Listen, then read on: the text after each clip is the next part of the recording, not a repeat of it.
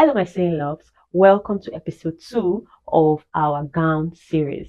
In this video, I'll be showing you how to make this stylish corporate dress from start to finish. This video is super packed because I'll be showing you how to make a gown with a waistcut, how to eliminate zipper bulge when you are making a gown with a waistcut, how to contour your butt area so that your clothes fit perfectly on your butt, how to attach a zipper step by step to a gown. I would also be showing you how to finish a scallop neckline easily and perfectly. So if this is something you're interested in, watch this video till the end so that you don't miss out on any vital information. If you have not watched episode 1 of this gown series, then you are obviously missing. Go and watch that before you continue with this video. If you want to know how to sew your own wardrobe from the comfort of your home, this channel is for you. I'm here to make your sewing journey easier,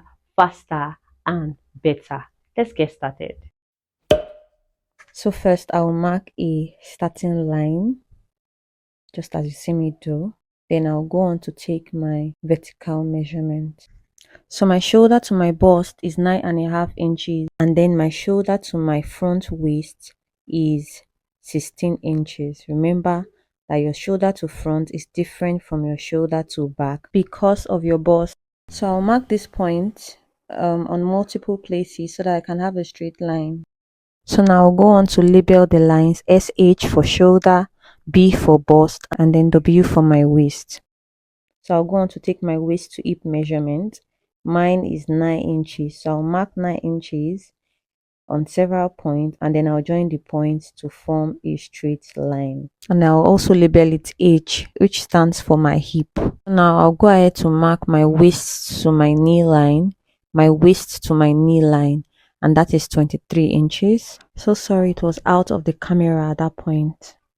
So I'll mark 23 inches and then I'll draw a straight line. If you do not know how to take a proper body measurement, you can click on this link up to watch the video on how to properly take a perfect body measurement.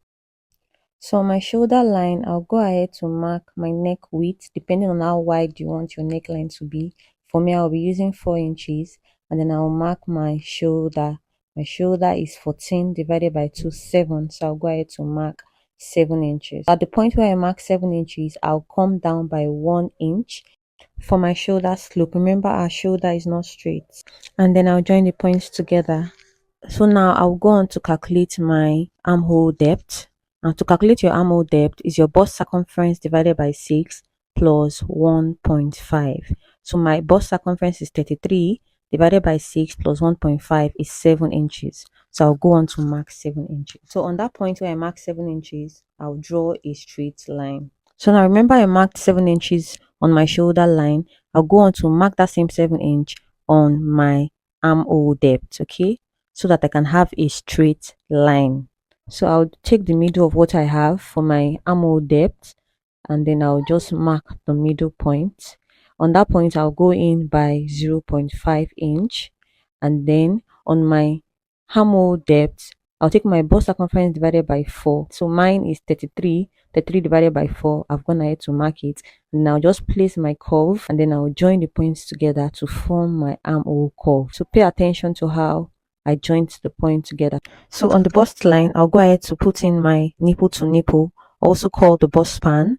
So my nipple to nipple is 7. 7 divided by 2 is 3.5. So I'll mark 3.5 on the bust line, the waist line, and the hip line. Okay. So I'll join the points together to form a straight line. And then on my waistline, I'll go in and out by 0.5 inch for my waist dart. If you're on a bigger side, you can do 0.75 inch. And then from my bust line, I'll come down by 1 inch. Remember that your dart should not get to your bust line. And then from my waistline, I would also come down by 6 inches, and I'll make a point there, and then I'll connect the points together to form my waist dart. On my chest line, I already have my bust circumference divided by 4. So I'll just go over to my waistline, and I'll take my waist circumference divided by 4. Mine is 28 divided by 4. That's 7 inch. I'll replace my 1 inch that, so I'll be marking 8 inches. And then on the hip line, I'll take my hip circumference divided by 4. And for me, my hip is 37. 37 divided by 4. That's 9.25. So I'll go ahead to mark 9.25. And then I'll connect the points together. You can see that from my chest line to my waistline, I used straight part of my pattern master. And then from my waist to my hip, I used the curve part. So I'll take what I have on my hip line, which is 9.25, and I'll put that on my knee line if I want my dress to be straight. So sorry, this is out of my camera focus. And then I'll join the points together for a straight dress. But for me, I want mine to be pencil, so I'm going to go in by 2 inches. So you can go in by 1 inch, you can go in by 3 inches, at most 3 inches, okay? Depending on how pencil you want the down part to be. All right, so I'll just label my pattern front. Let's go ahead to draft the back pattern. So first I'll extend my shoulder line. So I'm just labeling that area back pattern since it's the back we're drafting. So I'll also extend my chest line and my bust line. All right, so I'm just labeling it chest and bust. Now I'll take my shoulder to my back waist. All right, remember that your shoulder to front waistline is different from your shoulder to back waistline because of your bust. So I've gone ahead to label it waist. Then I'll measure my waist to my hip. It's usually around 8 to 9 inches, but for me it's 9 inches. So I'm going to mark my 9 inches. Also, I'll then measure from my waist to my knee line. Okay, so I'll measure from my waist to my knee line, and for me that's 23 inches. If you don't know how to take your perfect measurement, then you can click on this link up here where I show you how to perfectly take your body measurement. I'll go ahead to mark my neck width and then my shoulder exactly as we did for the front. So my shoulder is 14 divided by 2, 7. At the point where I mark 7, I'll come down by 1 inch and then I'll connect the point to my neck width. Then I'll go ahead to impute what I have on my shoulder line, which is 7 inches. I will impute it on my chest line and I'll join the points to form a straight line. I'll divide what I have there by 2, and that's 3.5, and I'm going to mark that point. And then on my chest line, I'll take my bust circumference divided by 4. I would mark it and then I'll connect the 3 points together with my curve ruler. So now I'll input my nipple to nipple measurement divided by 2 on my chest line. So guys, I made a mistake here by putting the measurement on my bust line. So when you are doing yours, put the nipple to nipple measurement on your chest line, on your waistline, and on your hip line. And then I'll join the points together to form a straight line. I made the correction when I was sewing. So from your waistline, go down by 6 inches and mark it. Then on your waistline, go in and out by 0.5 inch. If you're on the big side, you can do 0.75 inch and then join the points together to form your dart. Remember that the upper part, you are joining it to your chest line, okay, not your bust line. So now I'll go ahead to impute my round body measurement. So my waist circumference divided by 4 is 7. I will replace my dart of 1, so I'm going to mark 8 inches. And then on my hip line, I would put my hip circumference divided by 4, and then I would also mark it. Then I'll put the same measurement I have on my hip line on my knee line for a straight dress. So now I'll go ahead to join the points together. So watch carefully as I place my pattern master to join the points together. So because I want mine to be penciled, I'll come in by 2 inches for the pencil effect. So just go in by exactly what you use for the front, depending on how penciled you want it to be. Now let me show you how to eliminate zipper bulge when you're making a dress with your waistcut. On your waistline, you come up and down by 0.5 inch. Alright, pay attention, and then you join it back to the waistline. This does not affect the length of your dress. It just helps remove the excess fabric that used to be at that center of the back. Now this is the first part. Let's move over to the second part of zipper bulge elimination. So from the center, you go in by 0.5 inch and you connect it just as you see me do. From your waistline, you come down by 6 inches and then you connect it back to the pattern just as you see me do. Alright, so watch carefully so that you can see how I place my pattern master. With this, your dress will lay flat on your back, okay, with no zipper bulge. So now let me show you how to contour your butt area so that your dress can relax perfectly on your butt. So from your hip line, just come down by 2 inches. From your hip line, come down by 2 inches and draw a straight line as you see me do. And then from your knee line, you come in by 1 inch and connect it to that point that you marked earlier. And then with your curve, connect it back together just as you see me do. You can see that the area for our butt is already outlined on this pattern. So let's go ahead to impute our side dart. Remember that the side dart is the subtraction of your shoulder to front waistline from your shoulder to back waistline. And for me, that's 1.5, which I'm marking. So then from my bust line, I'll come out by 1 inch and then I'll join the points together. All right, so that's it about our side dart. So now I want to go ahead to extend the length of my dress. So for me, the knee length is short, so I need to increase the length. So just go ahead to impute whatever length you want, what you have on the pencil area and what you have on the straight area. Just go ahead to impute the same thing on your full length and then join the points together. So guys, if you have watched till this point, please support me by liking this video, by leaving a comment. I want to know what you think about this video. Was it helpful? And also please share this video. These are the ways by which you can encourage me and support me. Thank you so much for all your love. So I'm just adding the same 7 inches I added to the length of my front pattern to that of my back pattern, and I will also impute everything I have on my knee line on my full length and I'll join the points together. So my sewing loves, have you subscribed to the channel? If you have not, please subscribe to the channel and turn on your post notification bell so that you would know when I upload a new video. So for my neckline, remember that I'm using 4 inches for my neck width.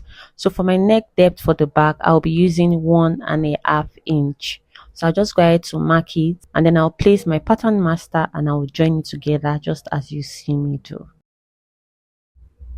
So for the front neckline, I'll be using a neck depth of 6 inches. So this is dependent on you. So just go ahead to mark the depth you want, the depth of your neckline. And then for my neck width, I'm using 4 inches. So I'll go ahead to place that 4 inches on that area where I marked my 6 inches so that I can form a square.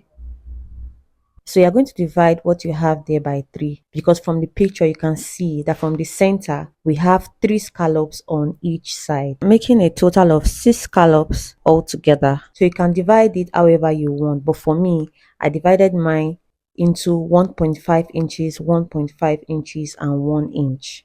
All right, so after you have done that, you're now going to find the middle of what you have marked. So now I'll take the middle of the first 1.5 inches and I will mark it, and I'll do the same all through. So I'm using a blue marker this time so that I don't get confused with the demarcations. So it's better to use a different marker so that you know which one is the center and which one is the original mark. Alright, so from the start, the center is deeper than the other scallops. So I'm going to come down by 0.5 inch and then I'm going to start tracing my scallops. If you have any circular thing around you, you can use it to form your scallops. So remember that the middle point you marked is to help you so that when you are drawing your scallops, it is symmetrical. That is, it is equal on both sides. That's why we have marked the middle, okay?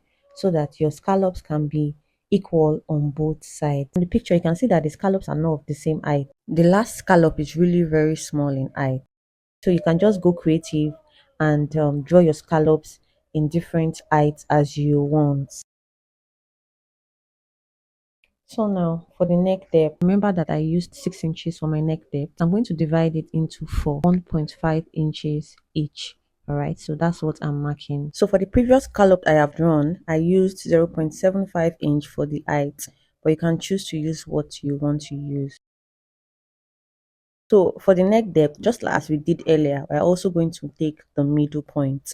So I'll be using my blue marker again so that I can differentiate the points. All right. So after I've marked all the middle points, I will then go ahead to draw my scallops. So for beginners, don't be discouraged by all these plenty points. Scallop neckline is one of the easiest neckline, all right, and it's also a very beautiful and unique neckline. So don't be discouraged. Take your time, draw your points, and then carefully draw out your scallops. So guys, if you have gotten to this point, please type scallop in the comment section and let me know which country or which state you are watching from. I want to know those who are with me at this point. All right, so now we are done drafting this beautiful corporate dress. So watch me closely so that you can see how I cut it out. I also want to give a special shout out to Tessie Daniel. Thank you for your show of love. Thank you for supporting the channel with a super thanks. So for everyone who wants to support the channel, you can click on the super thanks button below. God bless you. Alright, so I'm done cutting the back, so I'll just go ahead to label it and then I'll move over to cut out the front pattern. So watch carefully now. Go ahead to fold out your side dart, alright, and you will see that the line no longer meets.